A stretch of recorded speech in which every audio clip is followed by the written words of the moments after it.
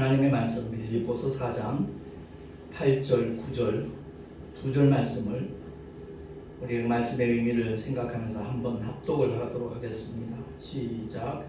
정말로 형제들아 무엇에든지 참되며 무엇에든지 경건하며 무엇에든지 옳으며 무엇에든지 정결하며 무엇에든지 사랑할 만하며 무엇에든지 칭찬할 만하며 무슨 덕이 있든지 무슨 기림이 있든지 이것들을 생각하라. 너희는 내게 배우고 받고 듣고 본 바를 행하라. 그리하면 평강의 하나님이 너희와 함께 계시리라. 아멘. 기도하겠습니다. 오늘도 우리에게 생명의 말씀, 진리의 말씀을 허락하시는 주님을 찬양합니다. 오직 성령 하나님 하늘의 지혜로 충만케 하셔서 이 말씀의 의미가 무엇인가를 바로 알고 깨달을 뿐만 아니라 그대로 실행할 수 있는 믿음의 능력까지 주님 우리 모두에게 풍성히 허락하여 주시옵소서. 우리 구주 예수 그리스도 이름으로 감사하며 기도하옵나이다. 아멘. 제가 군 생활하면서 처음 만난 목사님, 그 목사님은 평생 제가 잊지를 못하죠. 왜냐하면 그 목사님은 말씀과 삶이 일치가 되셨던 그런 목사님이십니다. 그 목사님이 한 3년 전에 소천하셨는데 당신께서 교회를 몇 개를 개척하셨고 건축도 3군데나 하셨어요. 마지막 건축하신 교회가 일동 감리교회인데 그 교회도 후임자를 아들 목사님한테 넘겨주지 아니하고 전혀 상관없는 후배 목사님에게 이렇게 교회를 맡길 만큼 그 삶이 누가 봐도 존경할 만한 정말 닮고 싶은 그런 목사님이셨습니다.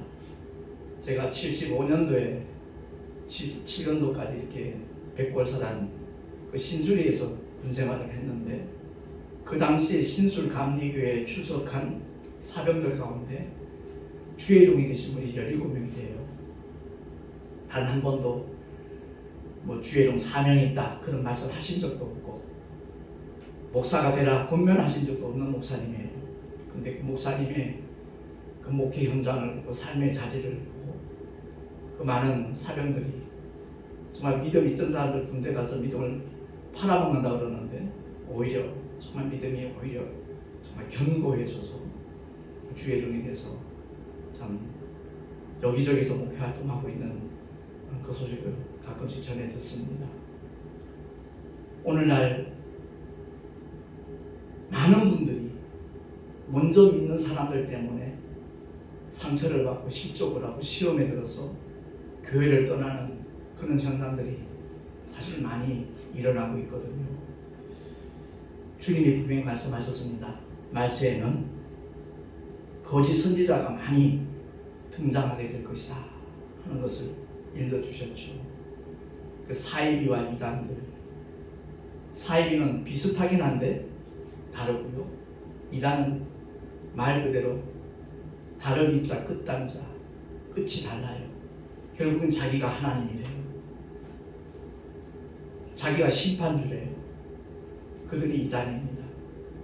그래서 어쨌든 거짓 선지자가 많이 등장할 것을 주님이 예고하셨는데 가슴 아프게도 교회 안에서도 그런 일들이 발생하고 있기 때문에 참 주의 종의 한 사람으로서 하나님께 너무 죄송하기도 하고 마음 아프기도 한 그런 일들이 일어나고 있습니다. 마태복음 7장 15절 16절 말씀 주보에 나와 있으니까 우리 한번 합독을 하겠습니다. 시작. 거짓 선지자들을 삼가라. 양의 옷을 입고 너희에게 나오나 속에는 노략질하는 일이라. 그의 열매로 그들을 알지니 가시나무에서 포도를 또는 원건퀴에서 무화과를 따겠느냐. 이러므로 그의 열매로 그들을 알리라. 아멘. 언젠가도 한번 말한 적이 있지만 제가 택시 전도를 시작하고 난 다음에 거의 3년 가까이 택시 손님들 중 한 3분의 1은 예전에 신앙생활을 했는데 지금은 안 합니다. 안 하는 정도가 아니라 안티크리스찬이 돼서 자기가 다니던 교회 목사님들 이렇게 힐난하는 그런 얘기들을 들었거든요. 처음에는 민망하기도 하고 듣기가 거북하기도 하고 그랬는데 기도할 때마다 귀담아 들을 것을 하나님이 요구하셔서 한 30개월 가까이 들었던 내용들을 종합 발췌해가지고 제가 목사님들, 사모님들만 보는 신문이 있어요. 그게 목회자 사모신문인데 설동홍 목사님이 발행인이고 그래서 거기에 제가 느닷없이 기고를 했습니다. 택시 전도하는 목사인데 그 당시에 이제 효성동에 있었죠. 열방교회 담임 목사인데 택시를 하면서 내가 들었던 이런 얘기를 통해서 참 안타까운 마음이 있다. 그들은 왜 교회를 떠났는가? 그리고 그들이 다시 교회로 돌아올 수 있도록 하기 위해서 오늘날 우리 목사님들은 그리고 교회는 어떻게 해야 될 것인가? 그런 내용에 대해서 제가 원고를 보낸 적이 있습니다. 그랬더니 편집국장님한테 손대지 말고 그대로 실으라 그랬대요. 그게 인연이 돼서 지금 8번째 제 기사가 이렇게 소개되고 있는데 정말 안타깝죠. 이유는 난 하나입니다. 삶의 본이 되지 못하니까. 그러니까 강단에서 가르치는 말씀은 너무나 은혜롭고 정말 감동이 되는 그런 메시지들이 선포되는데 정작 그들의 삶의 자리는 그렇지 않다는 거죠. 그것 때문에 시험에 들고 상처를 받고 이러는 것이 교회라면 나는 다니지 않겠다. 참 어리석은 결론을 내리고 세상으로 돌아가는 그런 분들이 참 많았다는 거죠. 그래서 주님이 마태복음 23장 통해서 미리 읽어주셨거든요. 2절 3절 말씀 우리 다시 한번 합독을 하겠습니다. 시작. 서기관들과 바리새인들이 모세의 자리에 앉았으니 그러므로 저희의 말하는 바는 행하고 지키되 저희의 행위는 본받지 말라. 왜? 그들은 말만 하고 행치 아니하니까. 그것 때문에 화 있을진저 화 있을진저 우리 주님이 선포를 하시잖아요.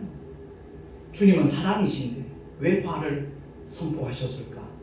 목적은 단 하나죠. 깨닫고 돌이키라는 겁니다. 통해 자복하고 정말 하나님이 기뻐하시는 삶의 자리로 돌아오라는 것이 주님의 심정이라는 것입니다. 그러면서 마태복음 23장은 바로 그 주님의 그 저주장이거든요. 25절에도 보니까 잔과 대접의 겉은 깨끗이 하되 그 안에는 탐욕과 방탕으로 가득하게 하는도다.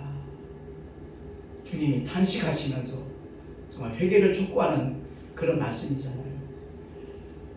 제가 한 20년 전에 강원도 동해시에서 교회를 건축을 한 적이 있습니다. 성도는 10명 정도밖에 되지 않는데 건축을 한 이유는 딴 거 없습니다. 주문진 순복음교회 목사님이 제 동기 목사님인데 제가 개척을 그 당시에 6번째가 할 텐데 목사님 개척하는 것도 좋지만 지금 담임 목사님이 미국으로 떠나고 없고 성도들만 7, 8명 있는데 우선 여기 와서 제대로 이렇게 교회를 이끌어 나갔으면 좋겠다 해가지고 제가 이제 동해시 반안동으로 찾아가 봤죠. 가봤더니 교회가 아니라 그야말로 창고를 이렇게 개조해가지고 벽돌로 지은 창고도 아니에요. 옛날에 브로크라고 했죠.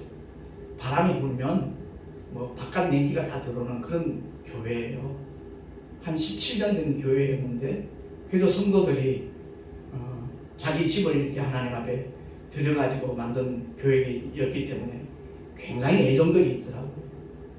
그래서 그 참 의미 있겠다, 보람 있겠다 싶어서 제가 부임을 하면서 첫 메시지가 우리 주님의 몸된 교회를 한번 아름답게 건축합시다 선포를 했어요. 그리고 1년 만에 교회가 건축이 됐습니다. 건축이 되는데 성도들이 헌금할 여력이 있겠어요. 땅을 담보로 해가지고 뭐 은행에서 대출도 받고 또 카드로 이렇게 활용을 해가지고 교회 건축을 석 달 반 만에 완성을 했습니다. 그때 주변의 사람들이 능력 있는 목사님 같다고 소문이 자자하더라고요. 근데 실상은 빚이죠. 그 어려움이 한 7, 8개월 되니까 제 치아가 깨끗한데 치근이 다 사가버린 거예요. 그래서 그 당시에 50대 초반밖에 안 됐었는데 부분 틀니를 7대 할 만큼 스트레스가 됐던 겁니다. 그래서 기도하는 가운데 서울 명일동에 있는 큰 교회가 있어요. 그 목사님이 선교를 많이 하시는 분이고 처음부터 개척을 하면서 전도와 선교의 그 의미를 부여하고 교회를 시작하신 목사님으로 이제 정평이 나 있는 목사님이라 특별 새벽 기도의 시간에 내가 한번 찾아뵙고 말씀을 드려야 되겠다. 재산권 다 넘길 테니까 여기서 정말 빚 때문에 스트레스 받지 않고 그냥 5년만 목회하다가 떠나갈 수 있도록 좀 도와주십시오. 그 말씀을 드리려고 제가 새벽에 3시 반에 출발해서 4시 한 5분쯤 도착을 했어요. 그 새벽 예배를 드리고 있더라고요. 마치고 난 다음에 한번 뵈려고 했더니 부목사님들이 딱 가로막는 거예요. 약속하셨습니까? 아니요, 약속 안 했습니다. 이 시간에만 배울 수 있을 것 같아서 안 됩니다. 우리 목사님 어떤 분이신데 이런 식으로 만나 보십니까? 이런 시야에 거절하는 거예요. 잠깐만 뵙고 인사만을 드릴 수 있도록 해달라고 했더니 안 되는 거예요. 단호하더라고요. 그때 제가 내가 듣던 얘기하고 실상은 다르구나. 편지도 썼었고 분명히 그 편지가 전달은 됐을 텐데 이렇게 차단하는 거 보니까 내가 오해를 했구나. 굉장히 상처를 받은 적이 있어요. 바로 그때 제가 깨닫는 것이 우리가 눈으로 보는 것, 귀로 듣는 것하고 실상은 다를 수가 있겠구나. 하나님이 모든 것을 다 아실 텐데 안타까운 마음이 생겨서 결국은 그 교회도 이제 세습하는 문제로 인해서 교단에서 교계에서 큰 무리를 일으켜 많았습니다만 그 목사님을 제가 공격하기 위해서 이런 말씀을 드리는 것이 아니라 우리 모두가 다 정말 하나님이 원하시는 삶의 자리가 무엇인가 하는 것을 바로 알고 이 믿음의 길을 걸어가는 것 너무 중요한 일이 아니겠는가 그런 생각을 해봤습니다. 장과 대접의 거천 깨끗합니다. 근데 그 안에는 탐욕과 방탕으로 가득하게 하는 거다. 오늘날 현대교회가 이렇지 않다라고 장담할 사람이 있을까 이 생각이 문득 들더라고요. 27절 말씀처럼 회칠한 무덤 같으니 겉으로는 아름답게 보이나 그 안에는 죽은 사람의 뼈와 모든 더러운 것이 가득하도다 라고 주님이 탄식하시는 그 메시지가 바로 마태복음 23장에 쭉 열거되어져 있습니다. 사실 그렇습니다. 많은 목사님들이 있는데 두 부류가 있습니다. 정말 하나님의 은혜를 받고 깨닫고 회개하고 주님을 만난 사람이 그런 과정을 거쳐서 목사 안수를 받은 주의 종들이 있고 한 30년 전, 40년 전만 하더라도 목사님이 참 부러움의 대상이었거든요. 그 당시 젊은이들이 목사가 되면 이렇게 인정받고 대접받고 존경받을 수 있구나 싶어가지고 머리가 좀 비상한 친구들이 신학교 들어가서 그 과정을 다 마치고 난 다음에 목사 안수 받은 그런 부류가 있다 이 말입니다. 과연 하나님 보실 때 어느 부류의 사람이 정말 신실한 하나님의 종들이겠는가? 이 문제는 우리가 모두 다 심각하게 한번 생각해 볼 문제입니다. 비단 목회자뿐만 아니라 성도들도 마찬가지입니다. 그 직분을 받을 때 어떤 사람은 그 직분이 명예직으로 생각하는 사람이 있거든요. 결코 그것이 아니라 정말 섬길 수 있는 기회라는 것을 알고 안수집사님이 되건 권사님이 되건 장로로 장립이 되건 그것을 바로 알고 그 길을 걸어가는 사람과 그렇지 않은 경우는 그 결과가 너무너무 판이하게 다르다는 것, 그것을 참 깨달아서는 정말 좋겠다라는 마음이 늘 제 마음속에는 있습니다. 겉으로 볼 때는 성공한 것 같고 대단한 것 같고 그럴지라도 그 내면 속에 하나님의 의도와 전혀 상관없는 그런 삶의 자리고 그런 목회라면 과연 그날에 그 사람은 어떤 모습이 될까 이런 것을 생각해 볼 때가 있습니다. 그래서 정말 구원을 받으면 무엇보다도 올바른 가치관이 생겨나거든요. 그런 은혜를 사모하는 저와 여러분 될 수 있기를 예수 이름으로 축원합니다. 그래서 오늘 본문의 말씀에 사도 바울이 정말로 형제들아 무엇에든지 참되며 무엇에든지 경건하며 무엇에든지 옳으며 무엇에든지 정결하며 무엇에든지 사랑할 만하며 무엇에든지 칭찬할 만하며 무슨 덕이 있든지 무슨 기림이 있든지 이것들을 생각하라. 여기까지는 누구나 할 수 있는 말씀입니다. 모든 목사님들이 모든 장로님들이 직분자들이 할 수 있는 권면할 수 있는 그런 메시지입니다. 그러나 9절 말씀 과연 이렇게 사도 바울처럼 말할 수 있는 주의 종이 있다면 직분자가 있다면 그는 얼마나 복 있는 사람일까 하는 생각이 들더라고요. 우리 한 번 더 합독을 하겠습니다. 9절 말씀 시작. 너희는 내게 배우고 받고 듣고 본 바를 행하라. 그리하면 평강의 하나님이 너희와 함께 계시리라. 아멘. 그렇습니다. 단순히 은행일치가 아니라 은생일치가 되어야 된다는 거죠. 삶 자체가 그 믿음과 하나 될 때 그분의 입에서 나온 말이 누구에게보다 그 사람에게 먼저 실천되어지고 적용되어지는 그러한 삶을 살아간 사람, 그 사람이 가장 복 있는 사람이고 지혜로운 믿음의 주인공이 아니겠는가 하는 것을 생각을 합니다. 그래서 주보의 한가운데 구원받으면 바른 가치관이 생겨나야 그게 진짜 구원받은 사람의 모습이다 하는 내용을 제가 언급을 해놨는데 그 위에 있는 것들은 주님이 정말 책망하고 지적하는 문제점 투성이지만 올바른 가치관이 생겨나고 나면 밑에 나와 있는 성경 구절 말씀대로 바뀌어질 거라는 거죠. 그래서 골로새서 3장 2절 말씀 우리에게 이루어지기를 정말 사모하는 마음으로 한번 합독합니다. 시작. 위의 것을 생각하고 땅의 것을 생각지 말라. 아멘.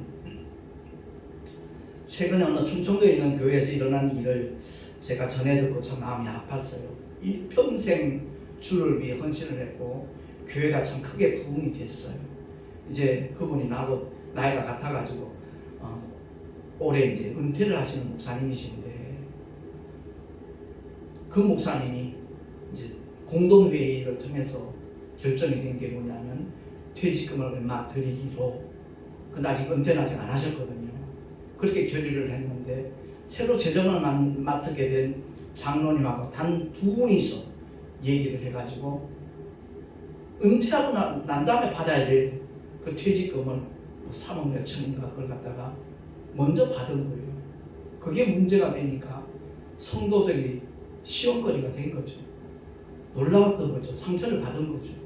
아닌 말로 10수년, 20년 이상 그래서 목회를 하면서 자녀들 교육 다 시키고 유학시키고 정말 생활이 넉넉하게 한국교회 특성이 그래요. 교회가 정말 성장하고 부흥하면요 성도들은 누구보다도 주의 종을 잘 선대합니다. 대접하기를 즐겨합니다. 정말 대우해 드리면서 거기서 기쁨도 느끼고 보람도 느끼고 그러는데 그 교회는 상당히 그런 풍성한 대접을 받은 교회인가 봐요. 그런데 퇴직금이 뭐가 급해서 아직 은퇴도 안 했는데 미리 받았느냐. 그것도 성도들과 아무런 얘기도 없이 그것 때문에 상당히 문제가 됐다. 그 얘기를 전해 들으면서 오늘 이 본문의 사도 바울 다시 한번 생각이 나는 거예요. 오늘날 많은 주의 종들이 하나님의 은혜를 받고 내 평생 주 앞에 충성하겠습니다. 내 삶을 맡기겠습니다. 하고 결단한 사람들이 사실 목사님들이거든요. 그런데 목회를 마무리하는 무렵에서 그런 부작용들 생기는 비단 그 교회만이 아니잖아요. 수도권에서도 큰 교회들 엄청난 사건들이 많잖아요.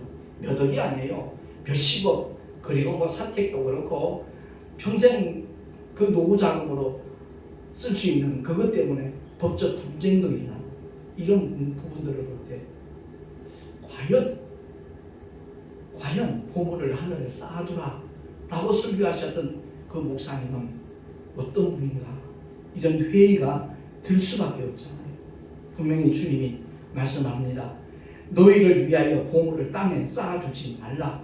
거기는 종과 동록이 행하며 도적이 구멍을 뚫고 도적질하느니라. 오직 너희를 위하여 보물을 하늘에 쌓아두라라고 우리 주님이 친히 일러주셨어요. 이 세상 떠날 때 아무것도 저희는 못 갖고 가잖아요. 그런데 먼저 보낼 수는 있거든요. 어떻게 해요? 하나님의 뜻대로 사용하는 것만큼, 해외 선교단들 후원하는 만큼, 힘들고 어려운 교회들을 이렇게 도와주는 만큼, 가난하고 어려운 성도들을 정말 실질적인 도움을 받을 수 있도록 베푸는 만큼, 그것은 바로 자기 영혼을 위해서 하나님 나라에 미리 자기의 분깃을 보내는 가장 지혜로운 하나님의 방법이거든요. 근데 어찌하여 이런 일들이 자꾸만 반복해서 일어날까? 뉴스를 통해서 그런 큰 교회 사건들 한번 보도되고 나면 교회의 이미지는 그냥 추락하기 마련이거든요. 그러면 제가 택시를 하다 보면 그래요. 아니 목사님 왜 택시를 하세요? 그래서 이런 일로 인해서 시작이 됐는데 저는 굉장히 참 보람되게 계속 택시를 합니다. 아니 교회 돈 많지 않아요?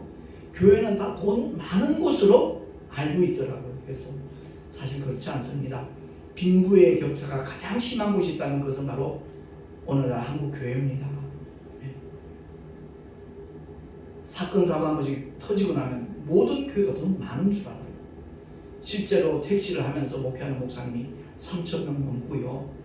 대리운전이나 택배기사 하면서 목회하는 목사님 합하면 한 8,000명 된답니다. 기독교 방송국에 제가 출연했을 때 PD들 통해서 들은 얘기입니다. 그러면 택시 쏘는데 깜짝깜짝 놀라요. 그러면서 아무튼 유튜브 꼭 한번 찾아보겠습니다.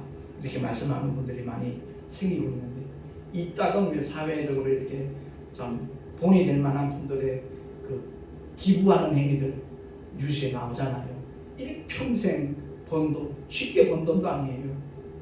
정말 힘들게 번 돈, 뭐 20억을 전액 사회에 환원한다고 맡기는 할머니들, 할아버지들, 그런 모습들을 볼 때 믿는 자들이 정말 그런 것들을 다시 한번 이렇게 되새겨보면 얼마나 좋을까 하는 그런 생각이 들 때가 있습니다. 어쨌든 오늘 말씀을 통해서 주의 종들도 그렇고 성도들도 그렇고 정말 내 삶의 마지막을 위해서, 내 영혼의 때를 위해서 나는 어떤 결단을 해야 될 것인가, 어떤 선택을 해야 될 것인가 하는 것을 바로 정말 이 시간을 통해서 가질 수 있는 시간이 된다면 참 좋겠다는 생각이 듭니다.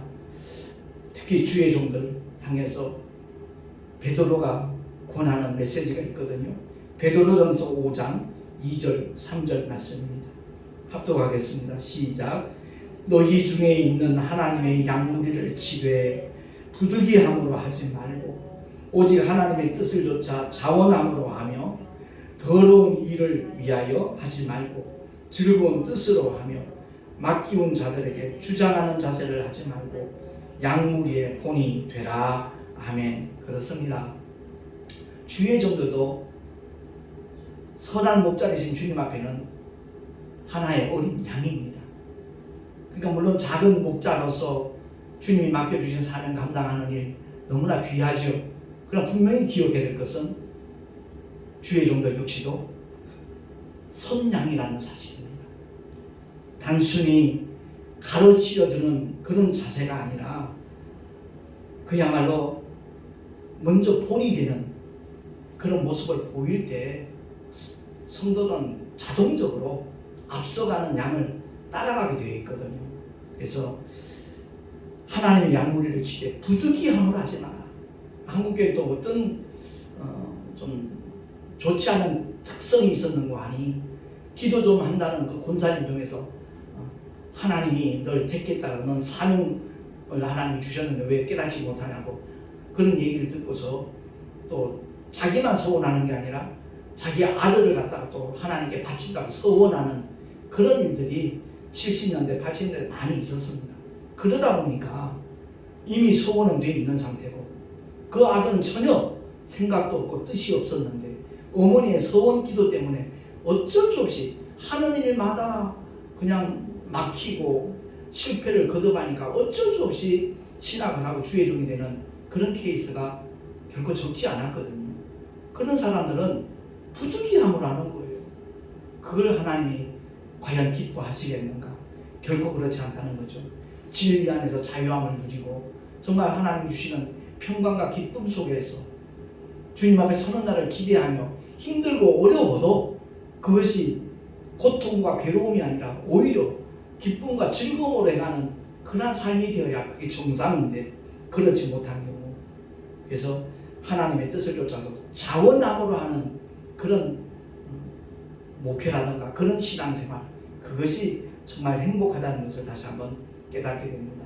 더더구나 베드로의 권면처럼 더러운 일을 위하여, 이권을 위해서 하지 말고, 돈 때문에 하지 말고, 무엇보다도 즐거운 뜻으로 맡기운 자들에게 주장하는 자세를 하지 말고 양무리의 본이 되라 그랬거든요. 제가 한 24년 동안은 열심히 세미나 다니면서 새롭게 배운 그 성경 지식들, 내용들, 이런 것들을 가르치려 들면서 한 24년 목회를 했었어요. 그러고 난 다음에 10년 전에 정말 내가 깨닫고 이론까지 개명하고 난 다음에는 가르치려 듣는 자세가 아니라 하나님께서 깨닫게 하시고 경험하게 하신 그런 은혜의 삶을 함께 나누고자 소개를 하고 있거든요. 분명히 비슷해 보이는데 전혀 다르더라고요.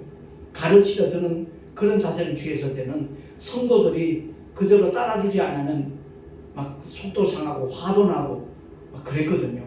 그러나 하나님께서 이렇게 역사하셨다는 것을 간증하면서 말씀을 통해 함께 은혜를 나누고 난 다음에 그들이 그 삶을 택하든지 않든 그것과 무관하더라고요. 주님이 하신 일이고 그들의 믿음의 분량에 따라, 그들의 복의 분량에 따라 그들이 선택하는 것이니까 거기에 대해서 내가 괜히 부담을 갖게 되는 그런 일들이 사라지게 되더라고요. 그래서 자주 그런 걸 권합니다. 우리 주의 종들 정말 가르치려 들지 맙시다. 하나님이 이렇게 역사하셨다는 것을 우리가 함께 나누면 거기에 감동받은 사람은 동참을 할 것이다. 그래서 우리 교단 동서노회에서도 한 달에 한 번씩 이렇게 목회자들 원리를 하는데, 한 달 동안 하나님께서 우리에게 개인이나 가정이나 교회에 베푸신 그 은혜를 함께 나누는 그런 시간을 원리할 때마다 갖기로 했거든요. 1월달인가 12월달 가졌을 때는 정말 많은 목사님들이 한 15명이 거의 다 간증을 했어요. 굉장히 좋더라고요. 제가 그 생각을 왜 했는가 하니 처음 신술 강의교회에서 부흥회 때 은혜 받은 성도들이 앞에 나와서 그 간증하는 그 모습이 생각이 나더라고요. 그렇다. 가르치려 드는 것이 아니라 하나님이 이렇게 역사하시다라는 것을 내 삶의 현장에서 체험한 것을 나누면 모두가 다 도전도 받고, 그래 나도 한번 저렇게 믿음의 길을 걸어가야 되겠구나 다짐도 하게 되더라고요. 그래서 아무튼 그렇습니다. 주장하는 자세 부작용이 많습니다. 그러나 양무리의 본이 돼가지고 이렇게 정말 묵묵히 주님을 따라가면 그 사람을 보는 많은 사람들이 동일하게 좋은 영향력을 받게 되더라는 거죠. 제가 오늘 이 본문 말씀을 통해서 사도 바울이 너희는 내게 배우고 받고 듣고 본바를 행하라 라고 말할 수 있었던 것은 바로 사도행전 20장 33절에서 35절, 그가 떠날 때 사랑하는 성도들에게 고백한 내용입니다. 우리 천천히 한번 합독을 하겠습니다. 시작. 내가 아무의 은이나 금이나 의복을 탐하지 아니하였고 너희 아는 바에 이 손으로 나와 내 동행자들의 쓰는 것을 당하여 범사에 너희에게 모본을 보였노니 곧 이같이 수고하여 약한 사람들을 돕고 또 주 예수의 친히 말씀하신 바 주는 것이 받는 것보다 복이 있다 하심을 기억하여야 할지니라. 아멘. 바울이 떠나면서 이 고백을 했을 때 목을 으금맞대고 눈물을 흘리면서 사도 바울이 떠나는 것을 정말 아쉬워했던 그 장면입니다. 그렇습니다. 일평생 목회를 하고 은퇴할 때 이런 모습으로 은퇴를 한다면 그 파장 효과는 어마어마할 텐데, 그 목사님을 정말 바라보는 많은 사람들이 감동도 받고 은퇴자가 받지 않았다 할지라도 그 노후를 책임질 수 있는 성도들이 여기저기서 출연하게 될 텐데 왜 그런 마음들을 갖지 못할까 하는 생각을 갖게 되더라고요. 동시에 제가 어려운 상황 속에서 교회 문 닫기 싫어가지고 택시가 시작됐지만 그 택시 전도가 시작된 것이 저로서 얼마나 고맙고 감사한 일인지 몰라요. 그것을 통해서 정말 사도 바울이 그 힘든 여정 속에서 나는 날마다 죽노라 라고 말하면서도 그가 끝까지 그 길을 걸어갈 수 있었던 이유가 뭔가 하는 것도 깨닫게 되어졌고요. 사실 저는 잠을 참 잘 자요. 벽에가 머리에 닿으면 3분 안에 그냥 꿈나라로 가버립니다. 택시하고 난 다음에 제 아내가 그래요. 택시하고 난 당신은 벽에가 머리에 닿으면 1분 안에 꿈나라가는 그냥 죽어버린대요. 그만큼 참 몸으로는 힘들죠. 그럼에도 불구하고 한 4시간 자고 나면 가뿐하게 일어날 수 있도록 하나님이 도와주시는 그 증거들이 있으니까 지치지 아니하고 끊임없이 그 표대를 향하여 달려갈 수 있다는 것을 고백을 합니다. 아무튼 오늘 말씀을 통해서 우리 부모님들은 자녀들에게 이렇게 말할 수 있어야 되거든요. 너희는 내게 배우고 받고 듣고 본 바를 행해라. 이렇게 말할 수 있는 믿음의 부모라면 그 사람은 참으로 멋진 성도인 줄로 믿습니다. 우리 모두가 다 언젠가 이 나그네 인생을 떠날 터인데 그날에 나를 아는 모든 사람들에게 이렇게 권면할 수 있는 그 자리에 부끄럼 없이 나갈 수 있는 우리 모두가 될 수 있기를 예수 그리스도 이름으로 간절히 축원을 드립니다. 기도하겠습니다. 하나님 아버지 감사합니다. 많은 믿음의 사람들이 있지만 정말 본받을 만한 믿음의 사람들 그리 많지 않은 시대에 우리들이 살아가고 있습니다. 이런 현상을 탓할 것이 아니라 내가 먼저 그런 본받을 만한 믿음의 삶을 살아가리라 결단할 수 있는 우리가 되게 해주셔서 그야말로 묵묵히 그 길을 열심히 걸어가고 달려갈 때 우리를 바라보는 우리를 쳐다보는 많은 사람들이 좋은 영향력을 받을 수 있도록 주님께서 은혜 위에 은혜를 더하여 주시옵소서. 우리 구주 예수 그리스도 이름으로 감사하며 간절히 기도하옵나이다. 아멘. 교회 소식 주보를 참고해 주시기 바랍니다. 제가 2월 1일 교통사고가 나서 2주간 스마일 한방병원에 입원을 했는데 오늘날 교통복구 보상 체제가 조금 불합리한 것 같더라고요. 갑자기 나타난 그 차를 제가 들이받았으면 8대2 정도 되는데 내가 그 차를 부딪히지 않고 피해가지고 다른 사고가 났기 때문에 6대4래요. 뭐 어쩔 수 없는 거죠. 아무튼 위에서 기도해 주시면 고맙겠고요. 만약 부딪혔으면 그 운전자는 많이 다쳤겠죠. 저보다 훨씬 더. 근데 아무튼 은혜 가운데 하나님께서 지켜주셔서 제가 이마에 상처난 것이 눈에 보일까봐 굉장히 마음이 쓰였는데 감사하게 여기 머리카락이 있는 부분이라서 여기 캄프라지가 좀 되더라고요. 물론 자세히 보면 흉터가 보이긴 하는데 은혜 가운데 아무튼 그 모든 일들이 잘 마무리되고 더욱더 택시 전도에 매진할 수 있도록 함께 기도해 주시면 감사하겠습니다. 무엇보다도 그 열방교회 말씀 특강 가운데 세상 종교와 기독교는 다르다. 이것만큼은 꼭 한번 숙지를 해줬으면 좋겠습니다. 왜냐하면 택시 손님들 가운데 제가 목사라는 걸 알고 종교는 다 똑같죠. 그 얘기를 너무너무 많이 해요. 그래서 제가 1년 전에 그 특강을 해놓은 게 올라가 있는데 도움이 될 겁니다. 드린 예물 위해서 잠시 기도하고 축도로 예배를 마치도록 하겠습니다. 하나님 아버지 은혜를 감사합니다. 주님을 예배하며 정말 나 같은 사람을 구원해 주신 주님의 놀라운 사랑에 그 은혜 감사해서 예배 때 귀한 예물 미리 준비하고 기도하면서 드린 손길들이 있습니다. 원금 각지에서 보낸 귀한 손길들도 있습니다. 주님 기쁘시길 흠양하여 주시고 11조와 모든 헌물들이 하나님의 영광을 위하여 주님 나라 확장하는데 아름답게 쓰임받을 수 있도록 주께서 역사하여 주시옵소서. 드린 손길들마다 복의 복을 더하시고 은혜 위에 은혜를 더하여 주시옵소서. 일마다 때마다 하나님이 함께 하시는 믿음의 증거들이 풍성하고 다양하게 나타나게 하여 주시옵소서. 뿐만 아니라 하늘의 귀한 상급으로 쌓여질 수 있도록 주님 역사하여 주시옵소서. 우리 구주 예수 그리스도의 이름으로 감사하며 간절히 축복하며 기도하옵나이다. 아멘. 이제는 우리 구주 예수 그리스도의 크신 은혜와 하나님 아버지의 영원하신 사랑하심과 보혜사 성령 하나님의 내주 교통 인도하심과 교통하심과 축복하심이 오늘 주의 말씀을 듣고 진실로 이러한 고백을 할 수 있는 믿음의 길을 걸어가리라 결단한 하나님의 사람들 머리 위에 그 가정과 자녀들과 경영하는 삶의 자리 위에 또한 주께서 피로 값주고 세우신 주님의 모든 교회들 위에 지금으로부터 영원토록 함께 있을지어다. 아멘.